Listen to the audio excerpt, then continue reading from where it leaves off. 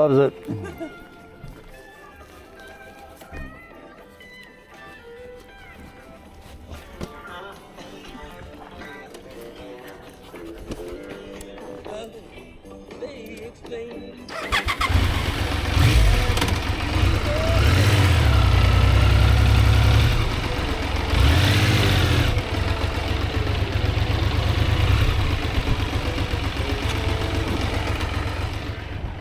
Hi. It's not that easy for me to do voiceovers on my on a video like this. I like watching videos, so hopefully you like watching a video of Sidecar anyway. So this is heading south from Bolado Park to on Highway 25 south of Hollister to what is now Pinnacles National Park. Excuse me. When I was young, my family would go there for picnics and also for camping.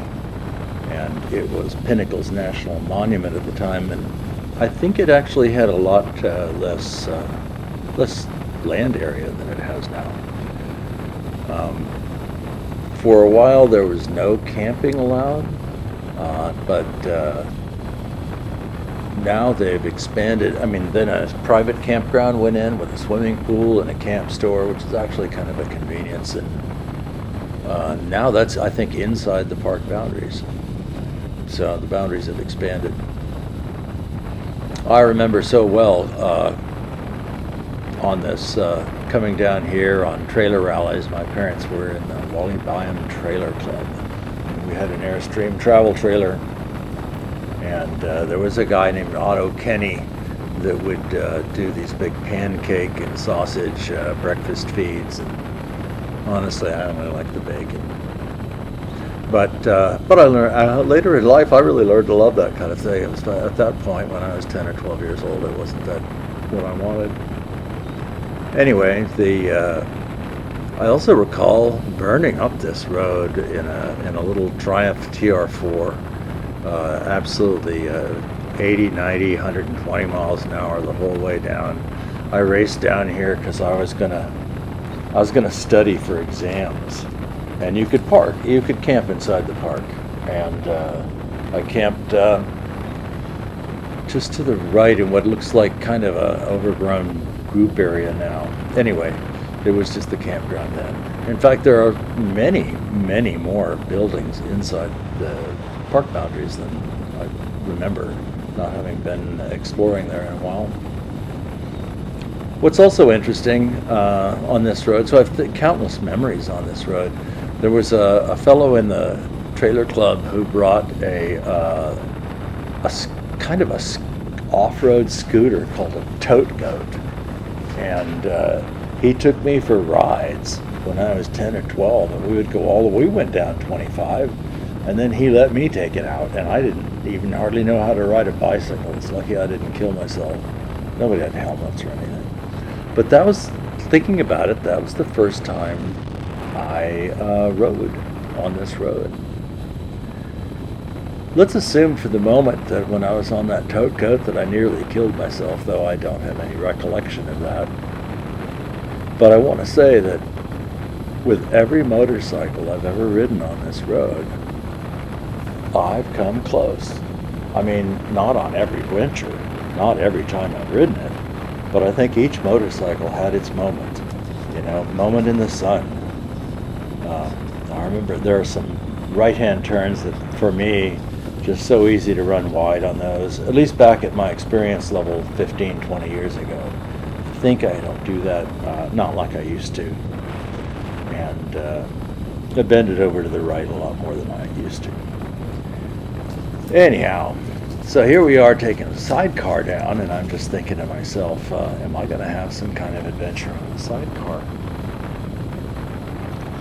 But I held it easy. I mean, I've got a dog with me, so Casey's quite the traveler now.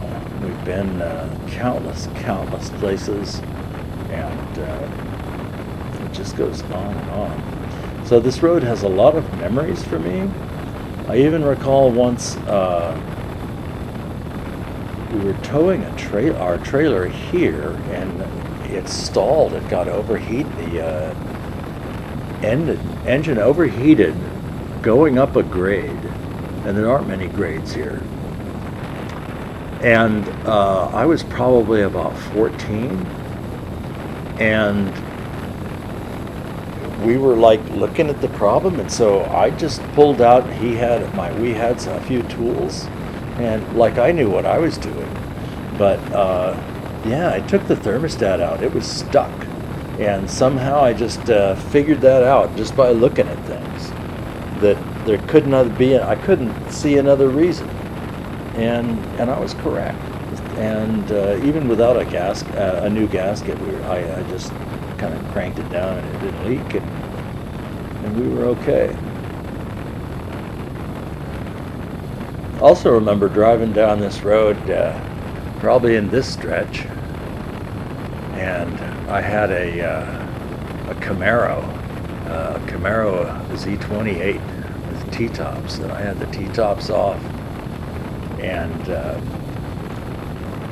just really letting it out, you know.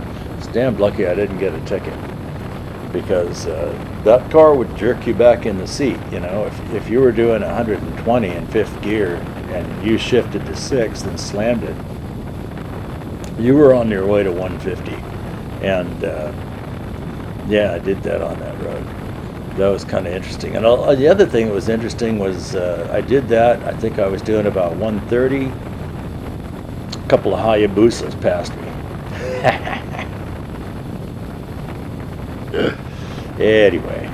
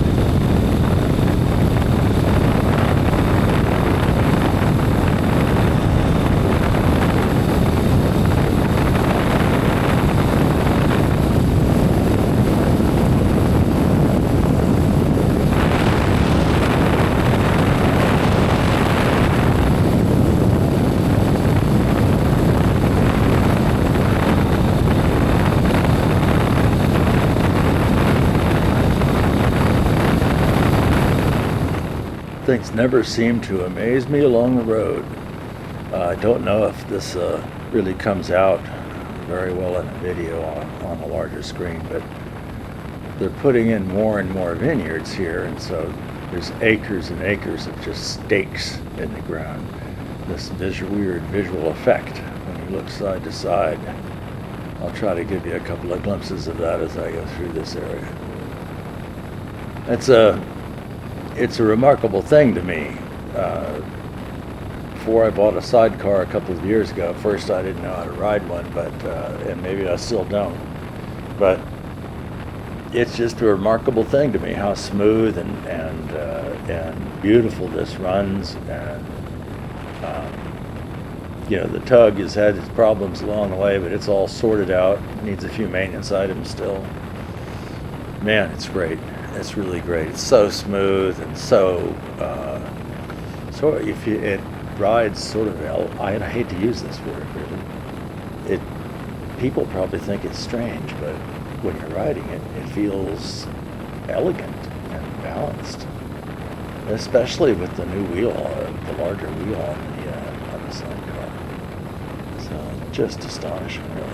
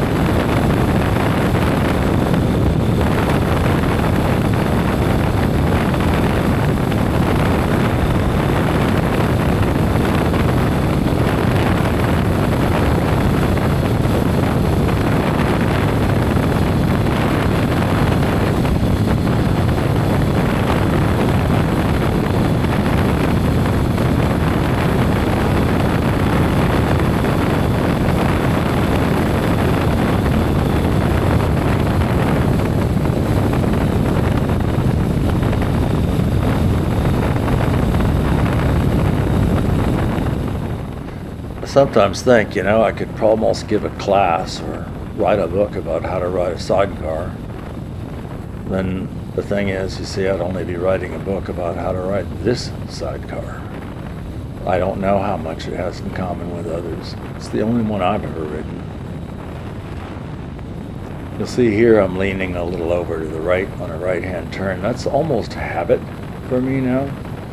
I primarily what's called drive around the car.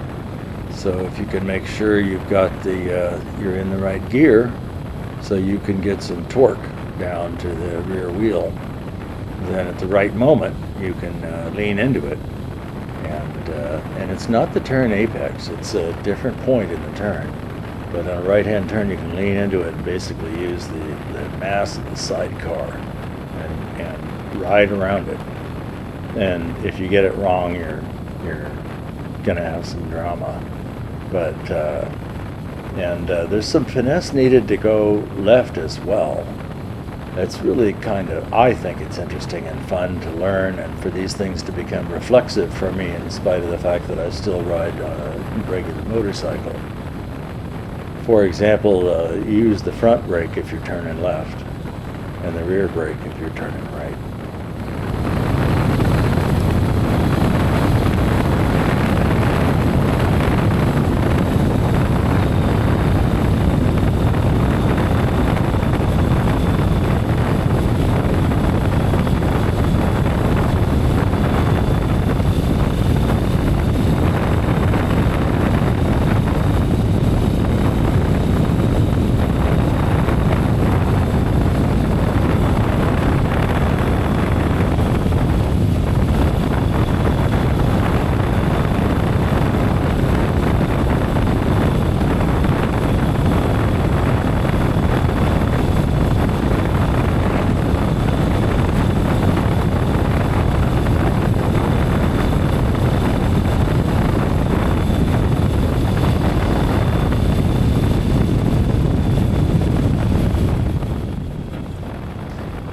I'm generally holding it to about 45 or 50 miles an hour here.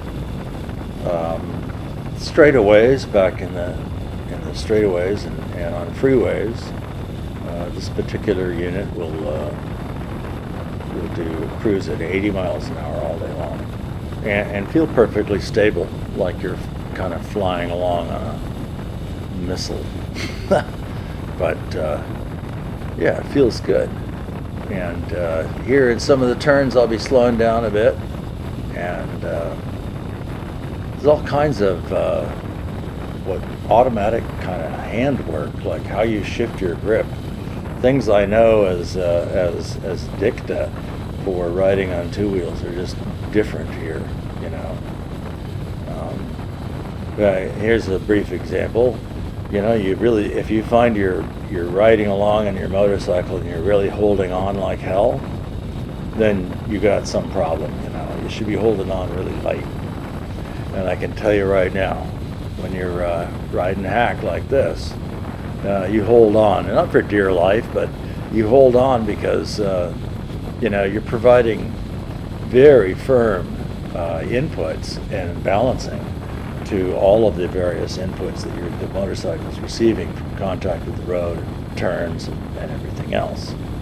So, it's very dynamic. It's very physical, tactile in the straightaways and on the curves. And what I like to think about with riding sidecar, it's not how fast you go. Of course, there's a speed element to it, but it's getting it right. When you get it right and you got it right, it feels just as good as riding any motorcycle I've ever ridden, as fast or as good as I've ever ridden. It's just part of mastering a machine over pavement. It's a different machine, that's all it is. And it's just tremendously rewarding, at least for me.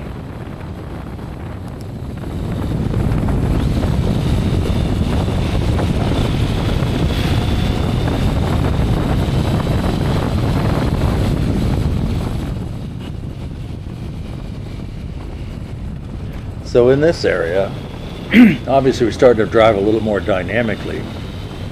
Again, I'm on my way camping, and I hadn't mentioned this, but it's about 105, 107, something like that right now on the road here. So it's cooking, and it's nice though because the tires have got really good traction. The motorcycle runs well at those temperatures as well. Just adjusting my tunes. I don't know if I didn't make any effort really to position a camera so you can see what I do and what I have to do to ride. Some of it's all a combination of the same things you would see riding on a motorcycle, and some of it's very different. It's a lot push and pull on the bars, for example, much different. But enjoy the video again.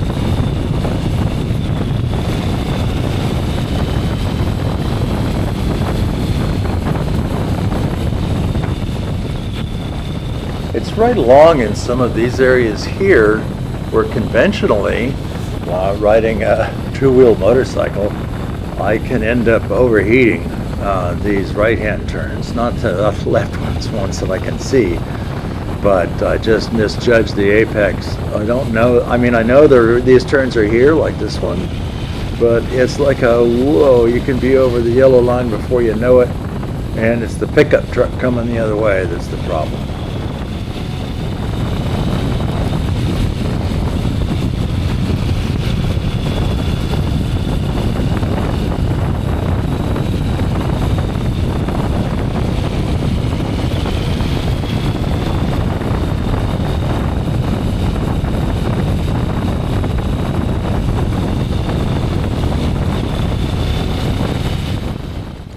I used to bring my family down and camp here almost at least every year. My father was still in the trailer club then, and in the large group area here in what was then the private campground. So Case and I did tootle down there and take a look at that on this trip, and it's a lot of fun. So the memories and the layers of memories I have associated with Pinnacles and this road actually, and the curves on this road. This is actually such a great section. Just amazing to me, just layer on layer on this trip.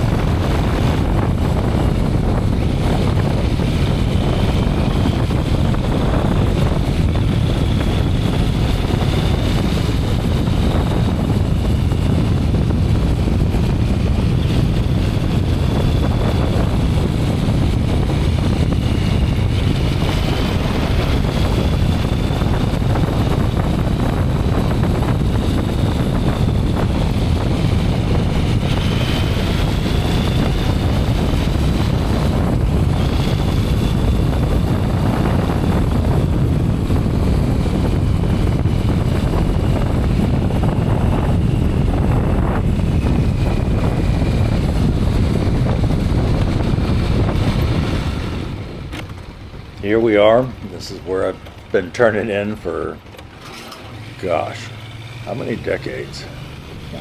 7 decades. It's, yeah, don't want to say too much there, but.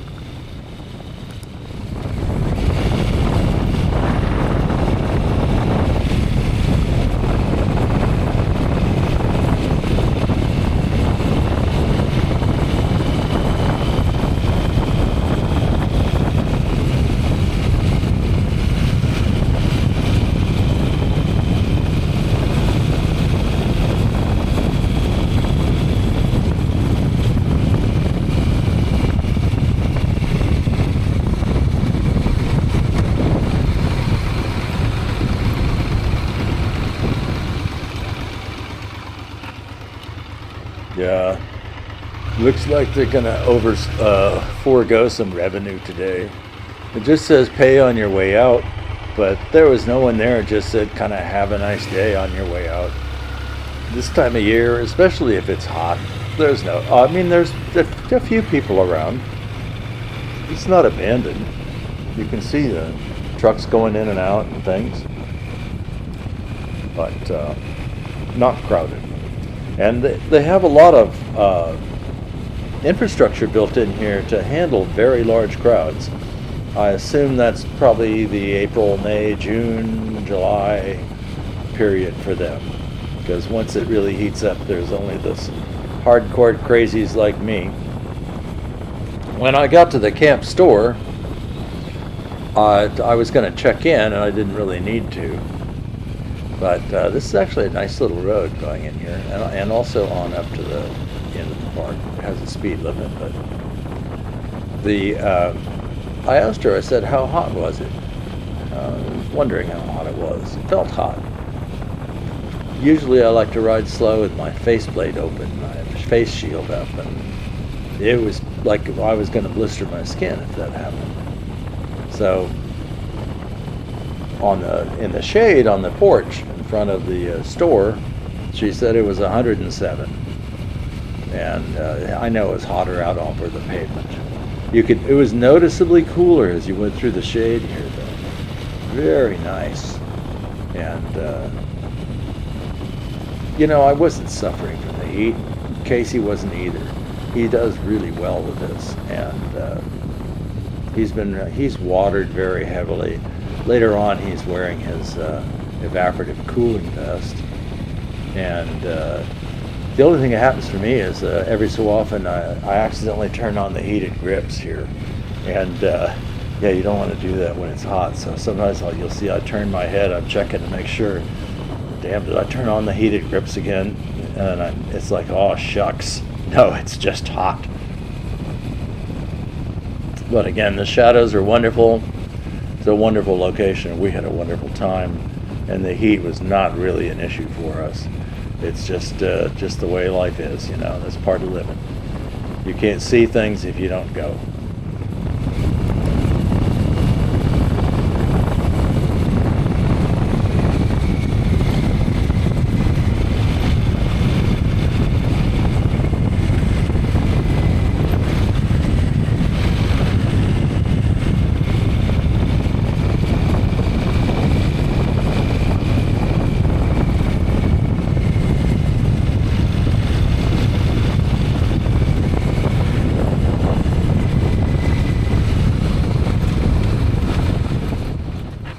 So here we are, turning into the shade in the store. It looks it is inviting compared to being on the pavement, but it was apparently hotter than I even realized as I was going in there. And we made camp very quickly after that, and laid down in the tent and took a 2-hour nap. Casey's good that way. That's really hooked up. Hope you enjoyed the video.